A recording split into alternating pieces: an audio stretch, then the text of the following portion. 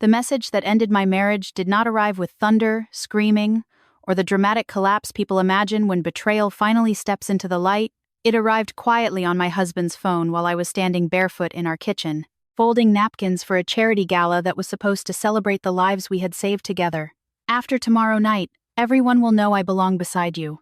I read those words once, then again, and the house around me seemed to lose all sound except for the low hum of the refrigerator and the faint ticking of the clock above the pantry door.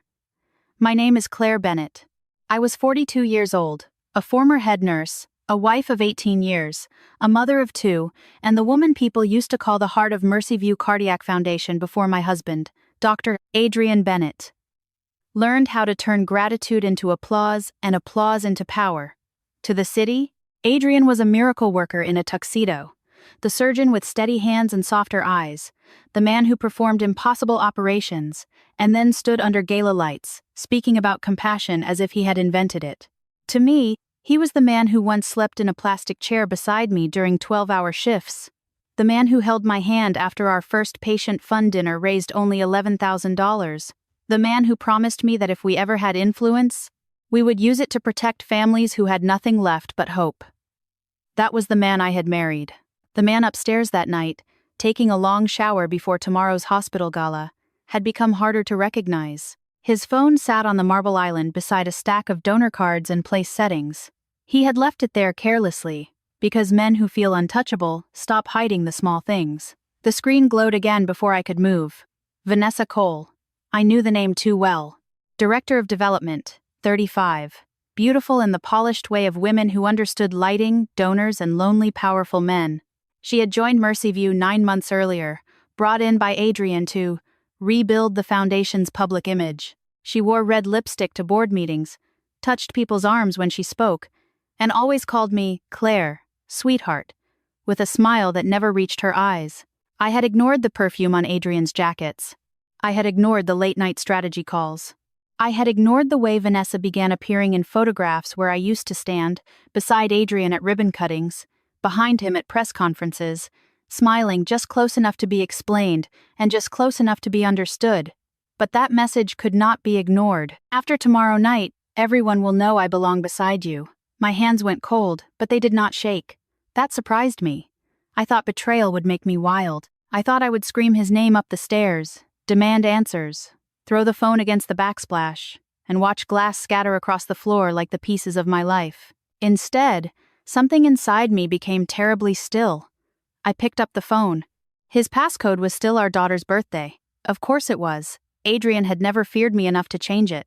The thread opened beneath my thumb. I did not read everything. I did not need to. There were lines about tomorrow night, about timing, about making the transition feel natural, about not letting me become emotional in front of the board. One message from Adrian sat there like a scalpel left on a clean tray.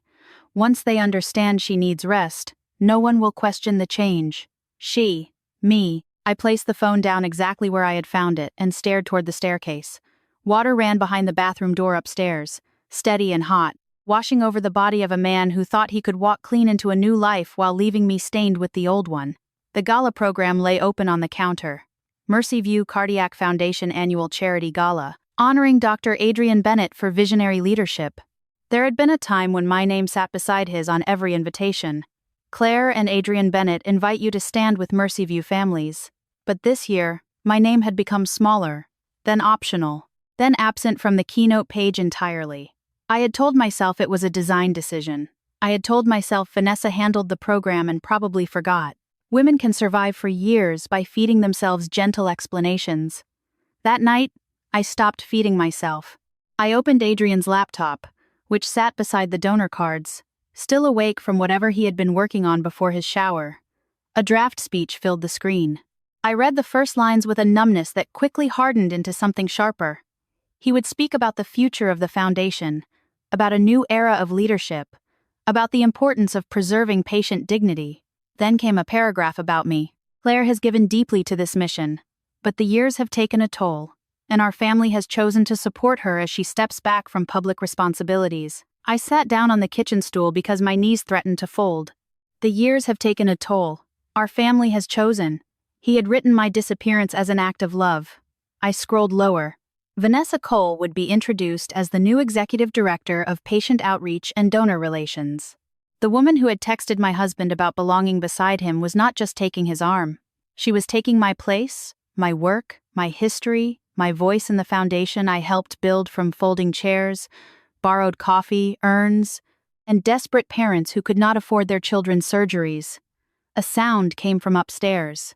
The shower stopped. I moved quickly, closing the draft and returning the laptop to the donor spreadsheet he had left behind. Then I saw the folder icon in the corner of the desktop. It was not hidden well, but the title made my breath catch before I even opened it. Gala Transition. Inside were 5 files. Speech, Final. Vanessa, Intro, Board, Seating. Foundation, Reorg. And one document that made the room feel suddenly too bright, too clean, too cruel. Claire Mental Decline Board Memo Draft. My finger hovered over the trackpad. Upstairs, the bathroom door opened. Adrian's footsteps moved across the bedroom floor. I should have closed the laptop. I should have stepped away and pretended I had seen nothing until I knew how much danger I was in. But something stronger than fear pressed my hand down, and the document opened. The first line read, "Over the past several months, members of senior leadership have observed concerning changes in Claire Bennett's emotional stability, memory, and judgment regarding foundation matters." I did not read the rest. I heard Adrian coming down the stairs, humming softly, calm as a man walking into a house he still believed he controlled. I closed the file, locked my face into the expression of a wife arranging napkins, and turned toward him just as he entered the kitchen in a white shirt and dark slacks, damp hair combed back, smile easy, eyes unreadable. "Still working on Gala details?" he asked. I looked at the folded napkins, his phone, the laptop, the program that had erased me, and smiled back with a calm I did not feel. "Yes," I said. "I think tomorrow night is going to surprise everyone." Adrian smiled at my answer, but the smile did not reach his eyes. For a man who had spent half his life reading monitors, pulses, blood pressure, and the smallest tremors in a patient's body before they became emergencies, he had never learned to read the woman who had once stood beside him through every emergency he survived. Or maybe he had learned too well and now trusted the old version of me more than the woman standing in front of him. "Tomorrow night should be beautiful," he said, reaching for his phone on the counter. "Vanessa has done an excellent job pulling everything together." I watched his fingers close around the device and wondered if he could feel the truth still warm on the screen. "She seems very committed," I said. His eyes flicked toward me, quick as a reflex, then settled again. "She believes in the foundation. Does she?"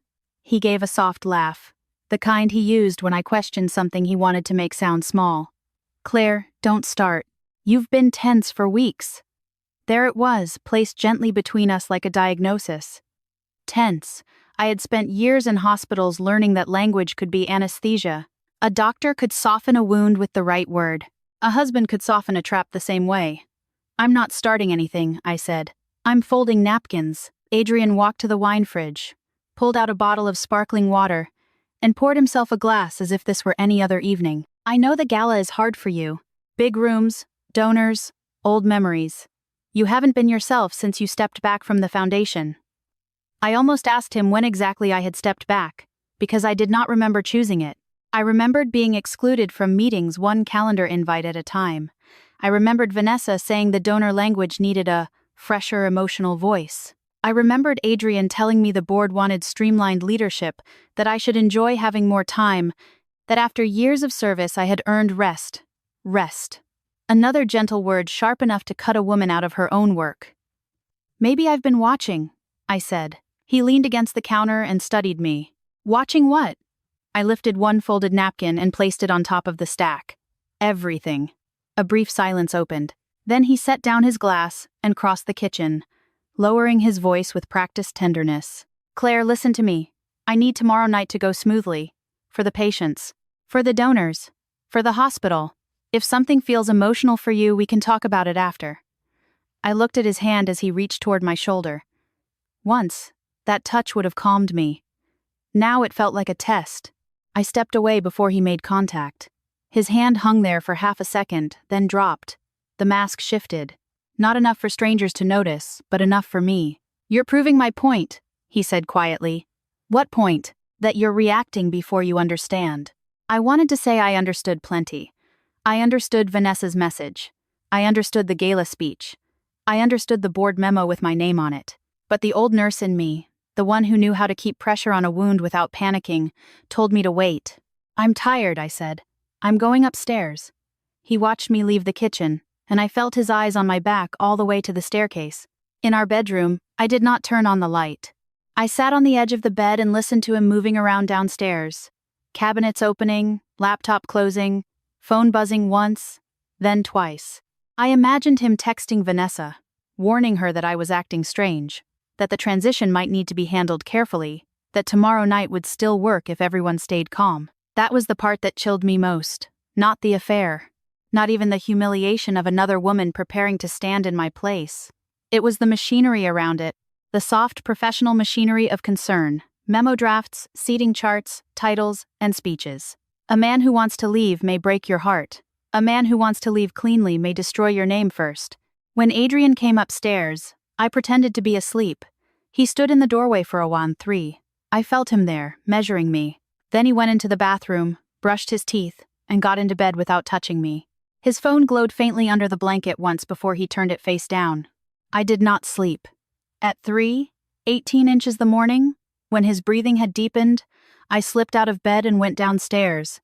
The kitchen felt different in the dark, less like a room and more like a witness. I opened his laptop again. This time I did not hesitate. The Claire mental decline memo was still in the recent files. I photographed every page with my phone. It was worse than I expected because it was not dramatic. It did not call me crazy. It did not accuse me of collapse. It was elegant, cautious, almost kind. Claire has shown signs of increasing emotional strain. Claire has appeared confused during foundation-related conversations. Claire has expressed possessiveness over legacy patient fund procedures. Claire may react negatively to the necessary leadership transition. Each sentence was designed to sound compassionate while quietly making me unreliable. At the bottom, there was a recommendation that I be removed from any informal advisory role connected to financial oversight until family and medical matters stabilize. My hands went numb when I saw the attachment listed beneath the memo. Patient Relief Fund Disbursement Review. I opened it. A spreadsheet filled the screen. Vendor payments, emergency assistance allocations, consulting fees. My eyes moved down the columns until they stopped on a name I recognized. V.C. Patient Outreach Strategy LLC. Vanessa Cole, $25,000, then another 12, then 19. The approval column carried my electronic signature. Claire Bennett. Approved. I stared at my name until it stopped looking like mine. I had not approved those payments. I had not even known they existed. The Patient Relief Fund was sacred to me. It had paid rent for families who lived in hospital waiting rooms, covered medications insurance refused, helped children get surgeries before their conditions turned fatal. I had built the original process with 2 nurses, 1 social worker, and a borrowed office printer. We had promised ourselves no desperate parent would ever become a line item someone could exploit. Now my signature was sitting beside payments to Vanessa's company like a weapon pointed back at me. I photographed the spreadsheet, then emailed the images to an old account Adrian did not know I still had. By dawn, I had copied everything I could find and closed the laptop exactly as it had been. When Adrian came down at 7, freshly shaved and composed, I was making coffee. He kissed the top of my head as if we were still ordinary. "I spoke to Evan this morning," he said casually.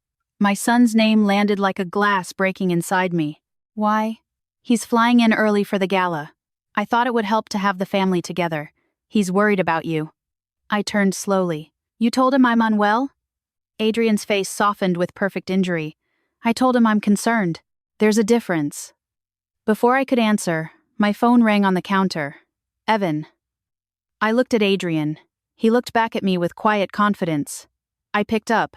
"Hi, sweetheart." My son's voice came through careful and low. "Mom, Dad said you might need help. Is something wrong with you?" For 1 second after Evan asked me if something was wrong with me, I forgot how to be careful. Not because the question was cruel, but because it was gentle. My son was not accusing me. He was scared, and that made Adrian's strategy more vicious than any shouting could have been.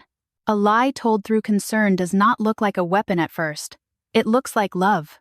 I gripped the edge of the counter and looked at my husband standing across the kitchen in his perfect navy suit, one hand wrapped around his coffee mug, His eyes lowered in the performance of a man giving a private family moment space. But he was listening. Of course he was listening. "Evan," I said softly. "I need you to hear my voice and not your father's explanation of it. I am not falling apart." There was a pause on the line, the kind that holds years of childhood trust and adult confusion at the same time. "Dad said you've been forgetting things. He said you got upset about the foundation documents. He said the gala might be hard for you." Adrian closed his eyes as if wounded by the fact that I had forced this conversation into existence. I turned away from him and faced the window over the sink. Dawn was just beginning to lift over Dallas, pale and cold against the glass. "I am dealing with something serious," I said. "But I am not ready to explain it until I can show you proof.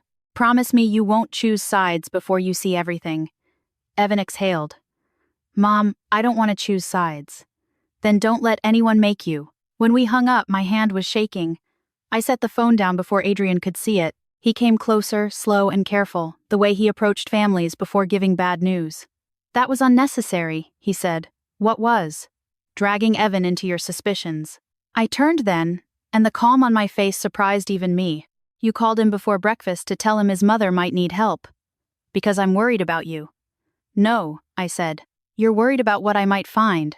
His expression hardened for half a breath, then softened again. "This is exactly what I mean. You're making enemies where you still have family." I wanted to ask him whether Vanessa was family now, whether she had already chosen which side of our bed would become hers, whether she had practiced smiling beside him under the Mercyview lights. Instead, I poured coffee into a travel cup, picked up my keys, and said, "I'm going to the hospital." "Why?" "Too fast, too sharp." I looked at him over my shoulder. "I spent half my life there. Am I allowed to visit?" He did not answer quickly enough. That silence came with me all the way to Mercyview. The hospital rose out of the morning haze like a city of glass and white stone, its cardiac wing reflecting the sun in clean, merciless lines. Mercyview had always smelled the same to me. Antiseptic, coffee, warm plastic, fear and hope. I had once known every nurse on the 4th floor, every storage closet with extra blankets, every social worker who could find emergency housing faster than any administrator. But as I walked through the lobby that morning, I felt like a ghost visiting a place that had kept my fingerprints but forgotten my name. A banner for the charity gala hung near the elevators. Adrian's face smiled from it, handsome and noble beneath the words "Healing Hearts, Restoring Futures." Vanessa's name appeared below his as gala director. Mine did not appear at all. I kept walking. I did not go to Adrian's office. I did not go near the foundation suite where Vanessa would have staff trained to smile and report. I went to the basement records level, where Mercyview's older patient assistance files had been stored before everything moved to the newer digital system. The clerk at the desk, Maribel, looked up and blinked twice. "Claire Bennett," she said, her face warming. "Lord, it's been a while. Too long. You here for Gala files?" Her tone shifted slightly on the word Gala. Maya knew something, or thought they did. "Old fund history," I said. "I'm checking a few legacy procedures before tomorrow." "That was not a lie." "Not exactly," Maribel hesitated. "Dr. Bennett said requests connected to the foundation should go through his office now." There it was again, a locked door built from my husband's authority. I leaned in, keeping my voice gentle. "Maribel, do you remember the night we stayed until midnight finding dialysis transportation for Mrs. Alvarez's husband because the software had marked him inactive?" Her face changed. "I remember." "The system was wrong then." "I need to know if it's wrong now." She stared at me for a long second, then slid a visitor access form across the counter. 30 minutes, she whispered, and I didn't see anything. In the archive room, the air was cold enough to raise bumps on my arms. Rows of locked cabinets lined the walls, and old scanners sat on a metal table beneath buzzing fluorescent lights. I logged into the legacy portal with a guest credential and searched the payment codes from the spreadsheet I had photographed at home. At first, the records appeared ordinary: consulting review, donor outreach assessment, emergency case prioritization. But the deeper I clicked, the more the words began to rot. Vanessa's company had received payments on days when patient assistance requests were denied for lack of funds. Not delayed, denied. I opened one denial notice after another. Medication assistance unavailable, lodging assistance unavailable, transport support unavailable. Each one had been signed by an automated foundation process supposedly overseen by my electronic approval. My throat tightened, but I kept going. Nurses learn to keep moving when the room fills with blood. Then I saw the pediatric cardiac file. Patient name partially redacted. Age, 8. Diagnosis, congenital valve defect with rapid deterioration. Recommended procedure, urgent surgical intervention. Family income, below assistance threshold. Status, fund unavailable. Date denied. The same date, $25,000 had gone to VC Patient Outreach Strategy, LLC. For a moment, the archive room dissolved, and all I could see was a little girl in a hospital bed with sticker residue on her arm, parents sitting beside her pretending not to be terrified, a surgeon somewhere upstairs being praised for compassion, while money meant for children like her moved quietly into the hands of the woman he wanted beside him. I printed the file summary, then stopped because the printer sounded too loud. I photographed the screen instead. Case number, date, denial code, transfer match. Every piece mattered. When I turned to leave, the door to the archive room opened. Vanessa Cole stepped inside wearing a cream blazer, red lipstick, and a smile that had never looked less human. "Claire," she said, "Adrian thought you might come down here." Behind her, the hallway camera blinked red. Recording. I looked at her, then at the file on the screen beside me. Vanessa's eyes followed mine, and for the first time since I had met her, the smile left her face completely. Vanessa's smile vanished so quickly that, for one clean second, I saw the woman beneath the lipstick, the gala posture, the careful hand on my husband's arm. She was not glamorous then, she was afraid. Not of me exactly, but of what I had found. The archive room hummed around us, fluorescent lights buzzing overhead, the old scanner blinking green beside a screen that still showed the little girl's assistance denial and the transfer date that matched Vanessa's company. I did not move to close it. I did not rush to hide the printout half-finished in the tray. I let her see enough to understand that whatever story Adrian had promised her, it was beginning to tear at the seams. "You shouldn't be here," Vanessa said, and her voice came out thinner than usual. "Funny," I replied. I was about to say the same thing. She looked over her shoulder at the hallway, then stepped inside and lowered her voice. "Claire, you are making this worse for yourself. Adrian told me you've been under strain.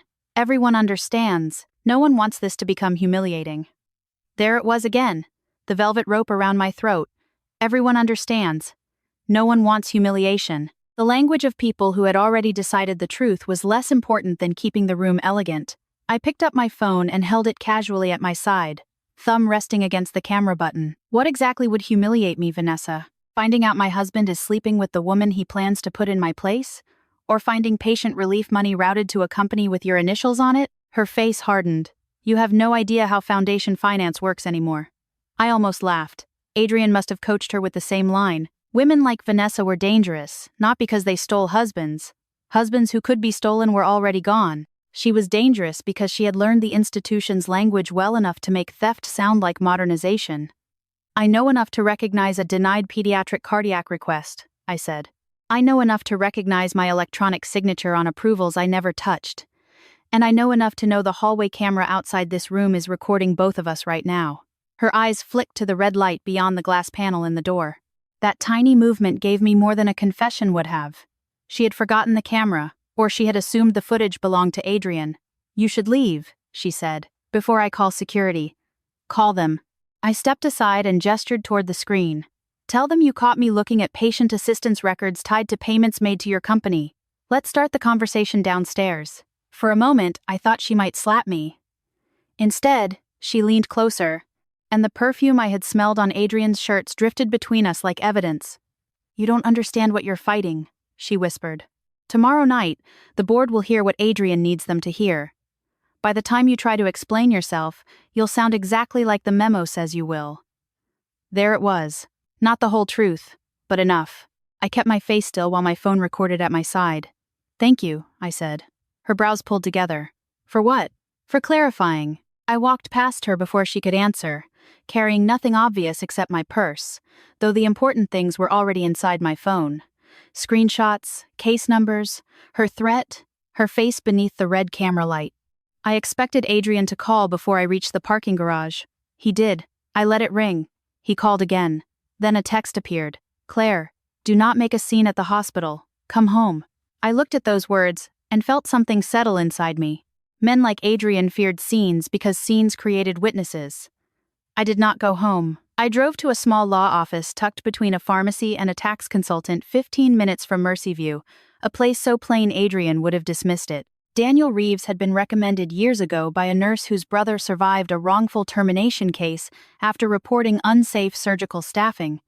Daniel was not the kind of lawyer who appeared on billboards.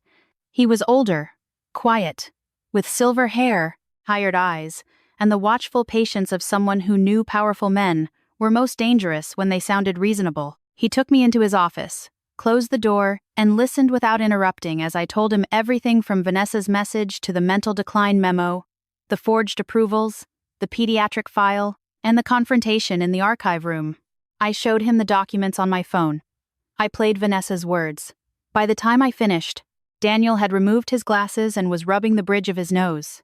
"This is not just marital misconduct," he said. "This is foundation misuse, possible forgery, potential medical board ethics exposure, and if patient assistance was denied because restricted funds were diverted, it becomes much uglier." I swallowed. "Can I stop him before tomorrow night?" "You can," Daniel said, "but you may not want to." I stared at him. Why would I let him step on that stage? Because right now, he can claim misunderstanding. He can say you accessed records improperly. He can say Vanessa felt threatened. He can say the memo was a private family concern. But if he stands in front of donors, board members, physicians, and press, and uses that room to introduce a transition built on those documents, he ties himself to the plan. My stomach twisted because I understood. Hospitals had taught me the difference between pain and treatment. Sometimes the cure hurt because it had to reach the source. Daniel leaned forward. "Do not confront him tonight. Do not tell your children everything yet. Preserve your evidence in 3 places. Send me everything. I will file a secure notice with an independent board contact before the gala begins. Not enough to alert Adrian, enough to make sure the documents cannot disappear. And Claire?" "Yes?" "Get the hallway camera footage." I thought of the red light outside the archive room. Adrian controls hospital security. "Not all of it," Daniel said. "Hospitals have compliance officers for a reason. Find the person he forgot to charm." I knew exactly who that was. Nora Whitcomb, Mercyview's chief compliance officer, had never liked Adrian. Not openly. She was too professional for that. But years ago, during a dispute over donor-restricted funds, she had once told, "Your husband is excellent at sounding transparent while standing in front of the window." I called her from Daniel's parking lot. She answered on the 3rd ring. "Claire Bennett," she said. "I assume this is not about gala seating." "No," I said. "It's about restricted patient relief funds and security footage from the archive hall." There was a pause, then a door closing on her end. How bad? Bad enough that an 8-year-old's cardiac assistance was denied the day. Money moved to a consulting company tied to Vanessa Cole. Nora inhaled slowly. "Come to the east staff entrance. Do not go through the lobby." 2 hours later, I sat in a compliance review room while Nora pulled the security clip. The footage showed Adrian and Vanessa entering the archive hall together 3 nights earlier, long after administrative hours. Adrian used his badge. Vanessa carried a slim laptop bag. 26 minutes later, they left. He looked calm. She looked pleased. Nora saved the clip to an encrypted drive and slid it across the table. "This never came from me unless subpoenaed," she said. Then she opened a second file. "And Claire, there is something else. An email was deleted from Adrian's hospital account this morning." My pulse slowed. "Can you recover it?" Nora's mouth tightened. "Already did." She turned the monitor toward me. The sender was Adrian, the recipient was Vanessa. The subject line was Gala strategy. The message contained 1 sentence, short enough to fit on a tombstone. "Once Claire looks unstable, no one will question the missing patient funds." By the time I walked into the Mercyview Cardiac Foundation charity gala the next evening, I understood why Adrian had chosen that room. It was not just a ballroom. It was a court without a judge, a chapel without forgiveness, a stage built from money, reputation, gratitude, and fear. Crystal lights poured over white tablecloths and silver chairs. Tall floral arrangements stood like expensive witnesses between donors in black tuxedos, surgeons in tailored suits, hospital executives with practiced smiles, and local reporters holding champagne flutes, while pretending they were not waiting for someone powerful to say something worth printing. Banners hung from the walls in deep blue and gold. "Healing hearts, restoring futures." Beneath the slogan, Adrian's face appeared on the program cover, handsome and noble, the surgeon savior of Mercyview. Vanessa Cole's name appeared directly below his as Gala Chair and future Director of Patient Outreach. Mine appeared on page 4 in a short paragraph thanking legacy contributors. Legacy. A polite word for a woman they had already turned into history. I wore a white satin dress because Adrian had once told me white made me look soft. That night, I wanted every person in the room to see how wrong he had been. In my clutch were 2 flash drives, printed screenshots, Nora's security stills, the recovered email, the fund transfer records, and the pediatric cardiac denial that had kept me awake long after fear should have exhausted me. Daniel Reeves sat at a table near the back with the hospital's independent ethics consultant, both of them appearing ordinary enough to be ignored. Nora Whitcomb stood near the side wall in a black suit, her expression unreadable, one hand resting on a folder that looked no more dangerous than a dinner menu. Adrian met me near the entrance with Vanessa at his side. He looked perfect. Of course he did. Black tuxedo, silver cufflinks, calm eyes, surgeon's posture. Vanessa wore a red gown that moved like liquid under the lights. She had chosen red deliberately. Women like her did not waste color. For one frozen second, the 3 of us stood in the entrance beneath the Mercyview banner, arranged exactly the way Adrian wanted the world to understand us. The fading wife, the brilliant doctor, the radiant new woman. "Claire," Adrian said, leaning in as if to kiss my cheek. I stepped back just enough that the gesture died between us. His smile tightened, but he recovered quickly. "You look rested. You look prepared." Vanessa's eyes flicked to my clutch. "We all want tonight to go smoothly," she said. I looked at her red dress, her careful diamonds, her hand resting just a little too close to my husband's sleeve. "Then I hope everyone tells the truth." Her expression faltered, but only slightly. Adrian's hand settled at my lower back, a public claim disguised as support. "Claire," he murmured, too low for anyone else to hear, "whatever you think you found, do not embarrass yourself tonight." I turned my head and smiled as a photographer lifted his camera. The flash caught us together, Adrian's hand still on my back, Vanessa beside him, my face calm enough to be mistaken for obedience. "That's the trouble with evidence," I whispered. "It doesn't embarrass the person holding it." His hand dropped. Dinner passed like a dream I had already survived. Donors praised Adrian's compassion. Board members asked me how I was feeling with the same gentle caution Evan had used on the phone. A surgeon's wife touched my arm and said, "You've done so much, Claire. No one would blame you for stepping back." I thanked her because anger before its time only feeds the trap. Across the table, Evan watched me with worried eyes. My daughter Lily sat beside him, home from college for the gala, twisting her napkin in her lap. Adrian had spoken to her too. I could see it in the way she searched my face for cracks. "Mom," she whispered while Adrian laughed with the chief of surgery 2 seats away. "Dad said tonight might be emotional for you." I took her hand under the table. "It will be." Her eyes filled. "Should I be scared?" "No," I said. "But you should listen." Before she could ask what I meant, the lights dimmed. Music softened. The chairman of the medical board stepped onto the stage and began the usual language of gratitude.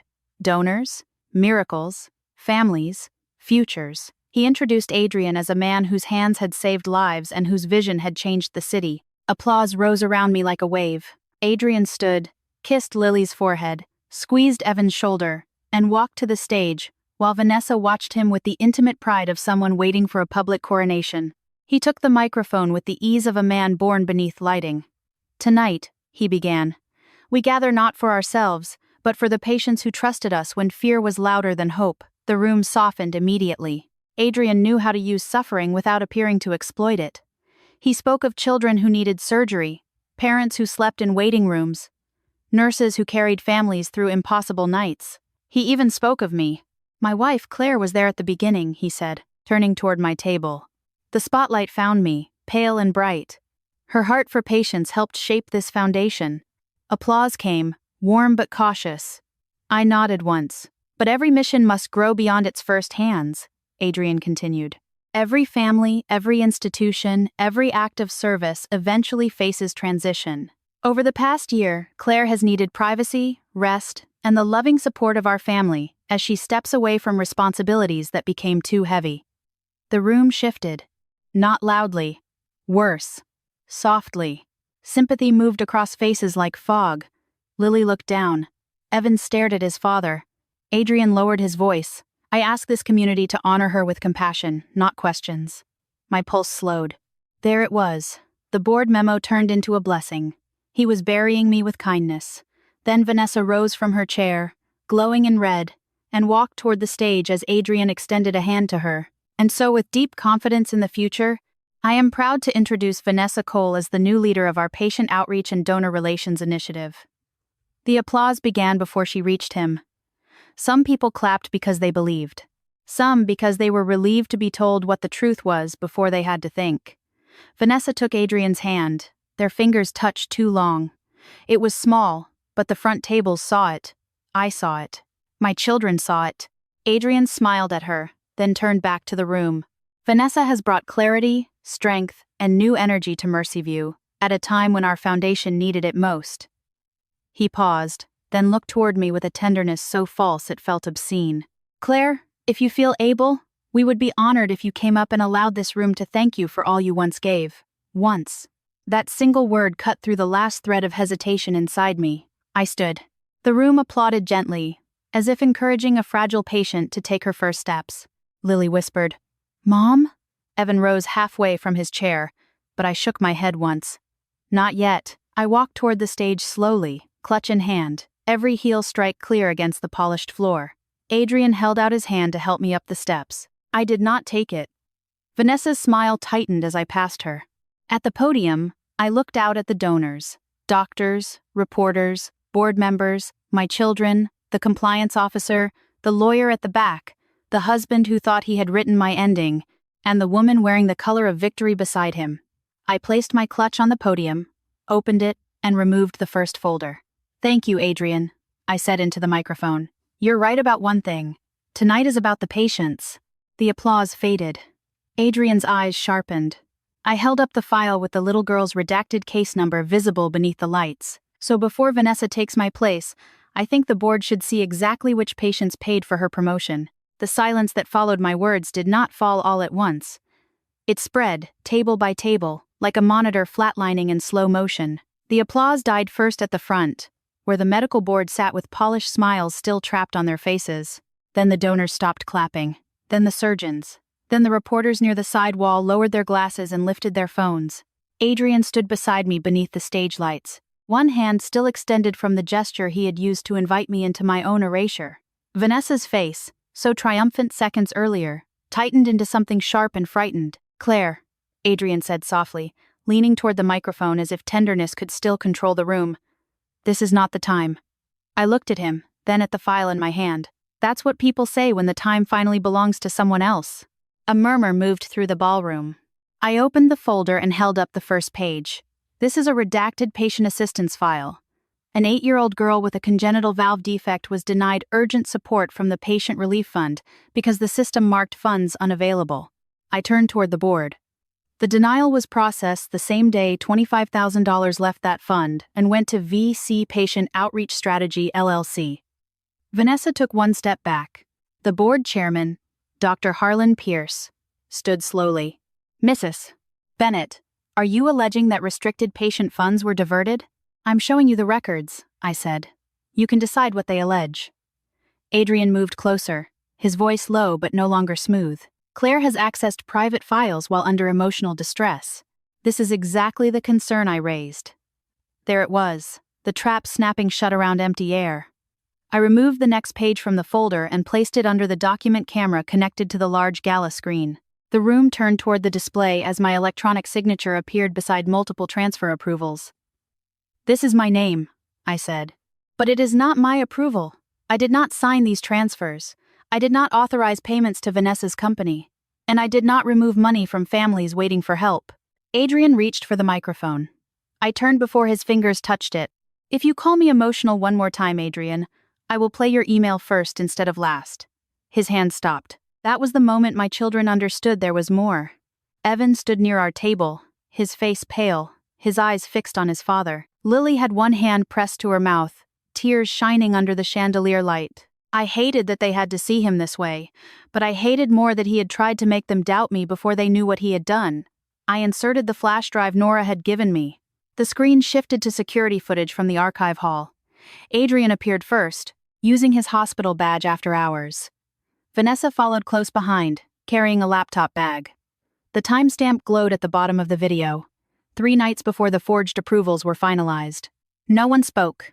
The clip showed them entering the records corridor and leaving 26 minutes later. Vanessa's hand brushed Adrian's back as they walked out. It was not the affair that silenced the room. Affairs are ugly, but rooms like that know how to survive them. It was the combination of intimacy, access, money, and patience. It was the evidence that compassion had been used as camouflage. Nora Whitcomb stepped forward from the side wall, her black folder held against her chest. "For the board's record," she said, voice calm and formal, "that footage was preserved through compliance channels. It has not been altered. Additional access logs confirm Dr. Bennett's badge entry into the archive area outside approved administrative hours." Adrian turned on her. "Nora, this is wildly inappropriate." "So is using a patient foundation as a private transition fund," she replied. A sound broke from the audience, half gasp, half shock. Daniel Reeves remained seated near the back, but I saw him take notes with the unhurried calm of a man who had expected powerful people to panic. I clicked to the final document. Adrian's recovered email filled the screen. "Once Claire looks unstable, no one will question the missing patient funds." I let the room read it. I let every donor who had pitied me, every doctor who had trusted him, every board member who had prepared to accept my graceful disappearance, sit with the exact sentence that explained the whole machine. Adrian's face changed. The public sorrow disappeared. In its place was rage, naked and quick. "That email is out of context," he said. Evan's voice cut through the room before I could answer. "What context makes that sentence okay?"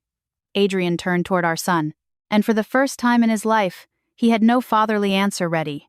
Lily stood too, crying openly now. "You told me Mom needed rest," she said. "You told me not to upset her. Was that because you were protecting her or because you were protecting yourself?" Adrian opened his mouth, but Dr. Pierce lifted a hand. "Dr. Bennett, you will step away from the podium."